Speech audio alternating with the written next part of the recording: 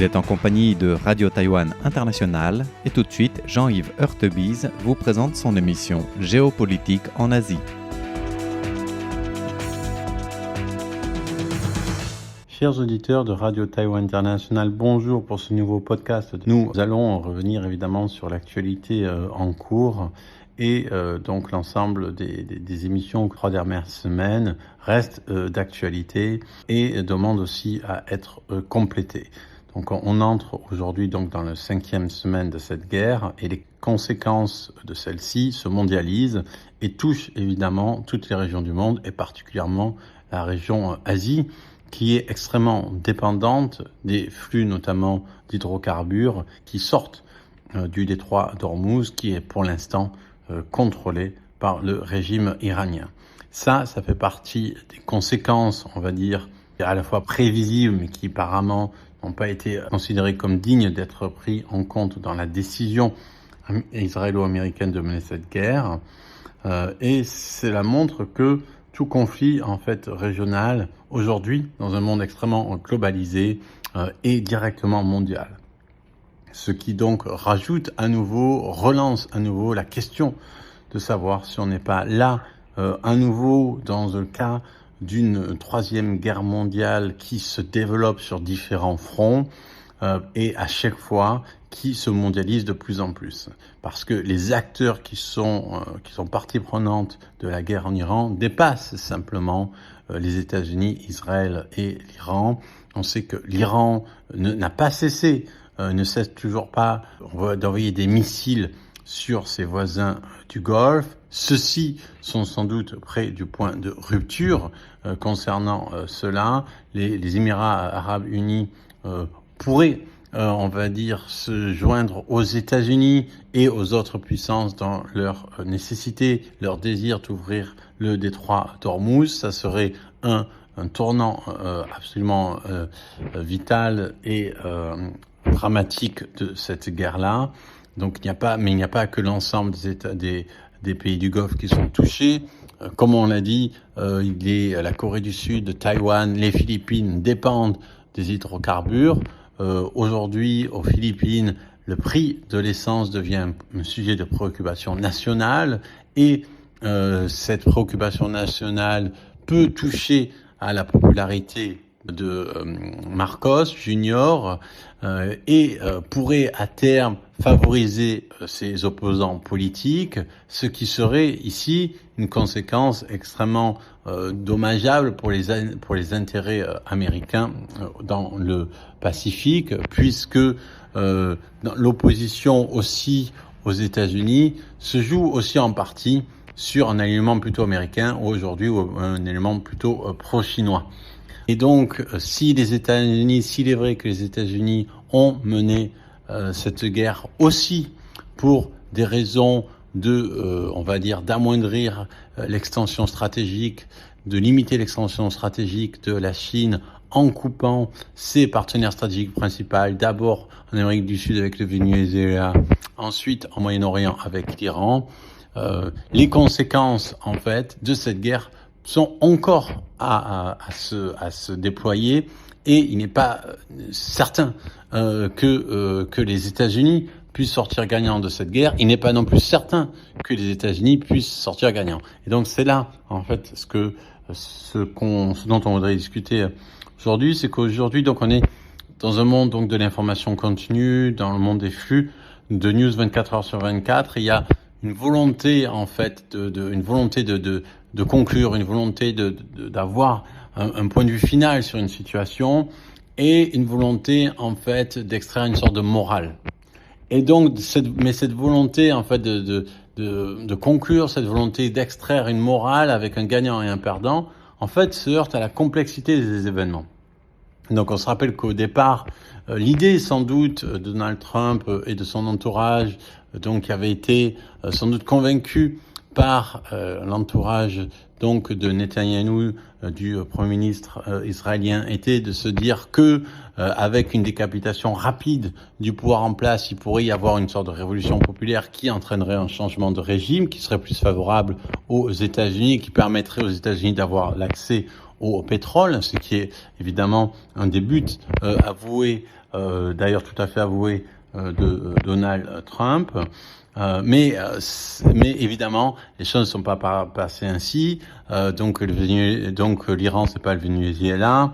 Il y a 90 millions d'habitants. C'est un pays qui, depuis 20 ans, résiste donc aux sanctions internationales et qui, malgré ce régime de sanctions internationales, a réussi à continuer à développer son programme à la fois militaire balistique et son programme sans doute aussi nucléaire militaire. Et c'est sans doute aussi une des raisons qui font que ce n'est pas si simple, on va dire, de considérer cette guerre comme vaine, inutile, stupide et idiote, ce qu'elle est sans doute, en plus d'être surtout, et ça sans aucun doute, illégal du point de vue du droit international. Le problème qui se passe, c'est que malgré ces sanctions internationales, le régime de Téhéran a réussi au jour d'aujourd'hui à posséder environ 450 kg d'uranium enrichi à 60%. Donc là il y a un débat un peu technique, c'est-à-dire que on va dire du point de vue classique officiel, il faut 90% d'uranium enrichi pour avoir construction d'une bombe. Mais si on voit des données un peu plus récentes ou un peu plus théoriques, par exemple, il y a un article sur Archive, donc qui est un site de publication d'articles qui est très important, surtout dans le domaine des sciences physiques.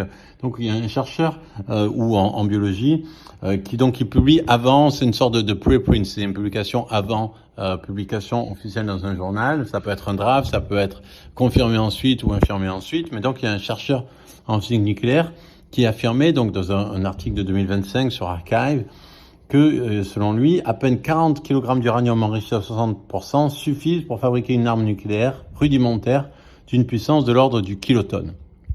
Alors ça signifie quoi le kilotonne? 40 kg, 1 kilotonne, 400 kg, donc 10 kilotonnes, et donc Hiroshima, donc pour donner une équivalence, c'était 15 à 20 kilotonnes. Donc si jamais il était vrai que l'Iran posséderait un tel arsenal, il était tout à fait possible que le passage à la possibilité donc de faire un essai nucléaire n'était plus extrêmement loin, et dès qu'on a l'arme nucléaire, en fait on devient un peu intouchable. C'est le pari qu'a réussi la Corée du Nord aussi sous sanctions, mais qui n'a pas été envahi malgré donc son progrès constant dans l'armement nucléaire. Et donc en fait, du point de vue américain, c'est-à-dire que du point de vue du traité aussi de non-prolifération, cette fois-ci du point de vue du droit international, aucun autre État que les États qui sont officiellement nucléaires ne devraient posséder l'arme nucléaire, mais on sait que par exemple, donc Israël sans doute la possède, c'est un peu un sujet tabou. L'Inde la possède, le Pakistan la possède, ils sont pas des traités donc signataires du traité de non-prolifération. La Corée du Nord. Donc si l'Iran possédait cette arme nucléaire, ça changerait complètement évidemment toute la géopolitique du Moyen-Orient. Mais la Corée du Nord, pourquoi elle a réussi à échapper? C'est évidemment parce que à côté de la Corée du Nord, il y a la Chine qui protège en fait le pays, et parce que la puissance nucléaire de la Corée du Nord tient aussi, en fait un peu la Corée du Sud, on va dire en état on va dire en état de contrôle par rapport au régime de Pékin. Donc c'est évidemment la possession de l'arme nucléaire et une sorte de garantie de survie, et en même temps c'est un peu paradoxal parce que si on n'a pas la Chine à côté, si on n'est pas aussi protégé par quelque chose de très puissant, cette arme nucléaire est aussi ce qui peut faire, en tout cas tant qu'on la possède pas, c'est aussi évidemment ce qui entraîne ce qui fait de ce pays une cible, donc comme pour l'Iran aujourd'hui. Donc toute la difficulté ici, c'est que diplomatie, dialogue, discussion, sanctions, Mais si le pouvoir en place reste un régime autoritaire, il y a cette volonté de posséder l'arme. La volonté de posséder l'arme, et ça ne suffit pas à son utilisation. Évidemment, on peut tout à fait ici, on va dire, évoquer le fait qu'il y a une sorte de double standard dans la mesure où il est très probable que Israël la possède. Et d'ailleurs, à l'origine, la France a sans doute aidé Israël dans cette quête de la puissance nucléaire, pas seulement civile, mais aussi militaire. Donc c'est ici que la guerre et que le conflit a on va dire ce caractère on va dire extrêmement à la fois injuste, illégal, et quand il est contre une puissance qui peut posséder l'arme nucléaire dans une région instable, et évidemment aussi un conflit qui peut trouver, on va dire, une forme de raison, même si ça entraîne ensuite évidemment cette raison, une des raisons au niveau à la fois géopolitique, civil et militaire. Donc il est facile de condamner. Le problème, c'est que les options sont ensuite extrêmement limitées. La question est de savoir si, pour les États-Unis, ce conflit en Iran, si il se conclut sans se finaliser, si finalement ils n'auront pas encore renforcé le pouvoir en place, et donc quelque chose de contre-productif. Et c'est justement ça la question qu'on va développer donc la semaine prochaine au niveau de tous les autres pays, à savoir, est-ce qu'on peut véritablement dire qui serait le vainqueur de cette guerre? Est-ce que c'est les États-Unis? Est-ce que c'est la Chine? Donc on entend aussi beaucoup aujourd'hui dire que c'est la Chine. Ou finalement, est-ce que tout le monde ne serait pas perdant? Et qu'est-ce que chacun perd? Qu'est-ce que chacun perd? Évidemment, sans parler des populations civiles et de ce point de vue, d'une attaque tout à fait illégale et injustifiée du point de vue des populations civiles qui ne doivent jamais être la cible d'une guerre, même si elle est liée à la prévention de la possession de l'arme nucléaire.